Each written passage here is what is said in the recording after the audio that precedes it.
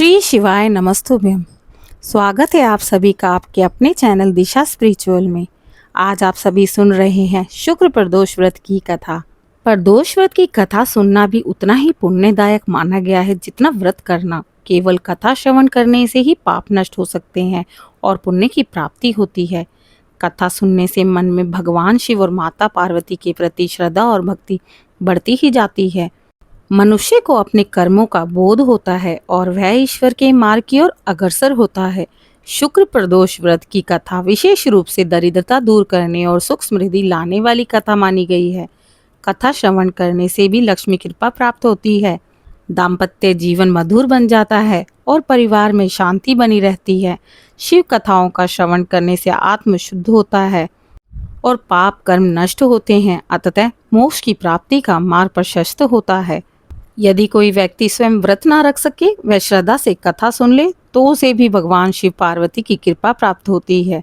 मेरा आप सभी से निवेदन है कि आज की कथा में मेरे साथ आप अंत तक बने रहें। आइए सुनते हैं एक दिव्य कथा।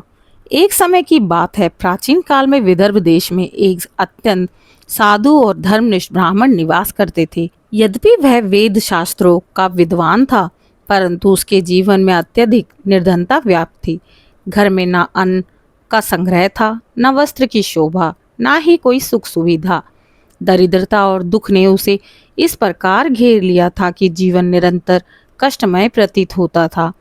वह ब्राह्मण निरंतर यह सोचकर व्यतीत रहते कि भगवान कब उसके जीवन में सुख और समृद्धि का उदय करेंगे, कब उसका परिवार भूख और अभाव से मुक्त होगा। इन्हीं चिंताओं से व्याकुल होकर एक दिन उसने निश्चय किया कि वह घर गृहस्थी का मोह त्याग देगा और ईश्वर के सत्य की खोज पर निकल पड़ेगा। इसी विचार से वह घर छोड़कर वन की ओर चल पड़ा।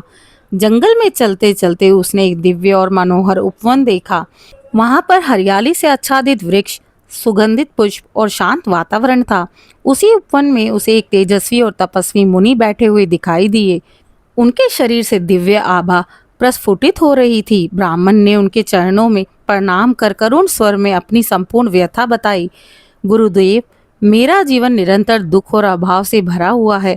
ना धन है, ना सुख, ना ही संतान का आनंद। कृपया कर मुझे ऐसा कोई उपाय बताए जिससे मेरे जीवन के अंधकार का नाश हो सके और सुख समृद्धि का प्रकाश फैले। मुनि जी ने करुणापूर्वक उसकी ओर देखा और मधुर स्वर में कहा, वत्स, यह जो दुख और दरिद्रता तुम भोग रहे हो, वह तुम्हारे पूर्व जन्मों के अशुभ कर्मों का ही फल है। मनुष्य जैसा कर्म करता है वैसा ही फल उसे इस जीवन में भोगना पड़ता है। किंतु यदि तुम सच्चे मन से भगवान शंकर और माता पार्वती की आराधना करो तो निश्चय ही तुम्हारे समस्त कष्ट दूर हो जाएंगे।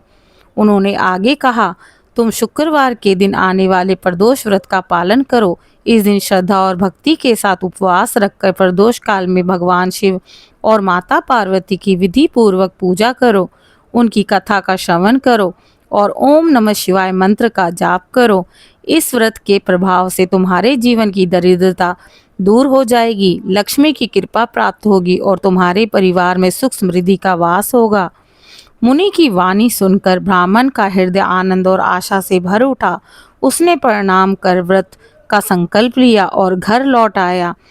इसके पश्चात उसने प्रत्येक शुक्रवार श्रद्धा पूर्वक प्रदोष व्रत का पालन किया। कुछ ही समय बीतते ही उसके घर में सुख समृद्धि और अन्न धन वैभव का आगमन हो गया। उसकी दरिद्रता समाप्त हो गई और उसे संतान सुख भी प्राप्त हुआ। धीरे धीरे वह ब्राह्मण सम्मानित और सुखी जीवन जीने लगा। इस प्रकार शुक्र प्रदोष व्रत करने से मनुष्य का जीवन आलोकित हो जाता है, दरिद्रता का नाश होकर धन धान्य वैभव सौभाग्य प्राप्त होता है तथा भगवान शिव और माता पार्वती की कृपा से परिवार में सदैव शांति और मंगल का वास रहता है। भक्तों, शुक्रवार का प्रदोष व्रत जीवन में सुख समृद्धि, वैवाहिक सुख और लक्ष्मी कृपा प्राप्त करने के लिए श्रेष्ठ और कल्याणकारी मार्ग है। इस व्रत और कथा के प्रभाव से भक्त को सांसारिक सुखों के साथ साथ मोक्ष का मार्ग भी प्रशस्त होता है। अतः प्रत्येक शुक्रवार प्रदोष व्रत करना और उसकी कथा सुनना और सुनाना अत्यंत कल्याणकारी है। तो श्रोताओं, माता पार्वती और भगवान शिव की कृपा प्राप्त करने के लिए इस व्रत को अपनी श्रद्धा और भक्ति अनुसार करें। अगर आप व्रत नहीं रख रहे हैं तो कथा का श्रवण अवश्य ही करें। ओम नमः शिवाय। ओम पार्वते नमः। आज की कथा आपको कैसी लगी कमेंट करके ज़रूर बताएं और इस चैनल को लाइक शेयर सब्सक्राइब करें, अपने प्रियजनों से साझा करें